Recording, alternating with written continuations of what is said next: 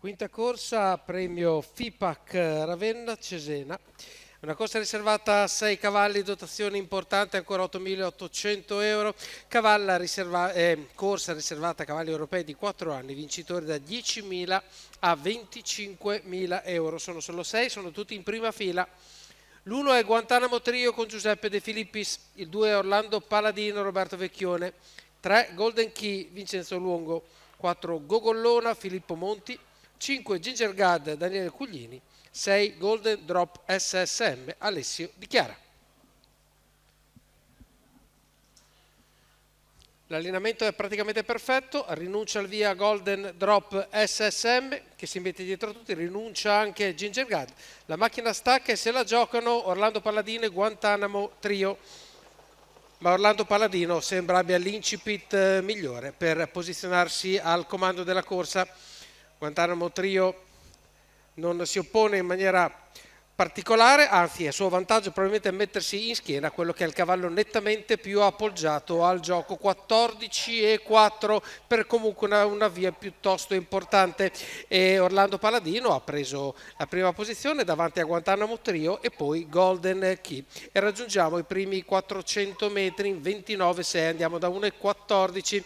Muove subito a destra Daniele Cuglini con Ginger Gad al primo rallentamento, mentre in quarta posizione della corda segue Gogollona, un po' distanziata dal resto del gruppo.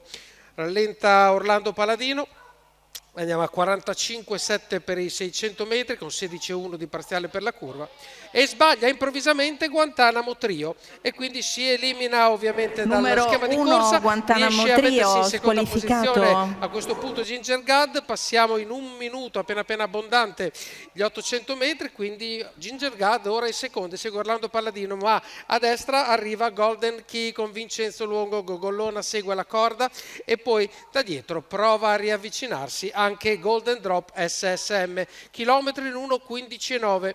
Roberto Vecchione in controllo con Orlando Paladino, alla sua destra Vincenzo Luongo con Golden Key che tiene tutto quello che può per gli ultimi 400 metri, segue, attenzione, Ginger Gad nella seconda posizione dalla corda, dietro di lei Gogollona. A questo punto, quando siamo a metà della curva, visivamente accelera in maniera importante Orlando Paladino, 14,1 è stata comunque il parziale delle rette delle scuderie, chiudiamo la curva addirittura in 13,9, quindi si vola, Orlando Paladino in retta d'arrivo, si deve difendere dal tentativo di ravvicinarsi di Ginger Gad, non sembra della contesa Golden Key e Orlando Paladino se la porta a casa. Secondo il numero 5 di Ginger Gad, 1,13,9, 1,57,8 il complessivo, 27,8 a chiudere, 29,6 400 metri precedenti, quindi gli ultimi 800 metri davvero volati per appunto il vincitore, per Orlando Paladino, Roberto Vecchione alle redini, per Robert Graham-Müller, la scuderia Stahl Wiesenhof, per questo maschio di 4 anni da Orlando Vici e Donna Granata che si aggiudica la corsa davanti al numero 5 di Ginger Gad, il numero 3 di Golden Key e poi il numero 4 di Gogollona.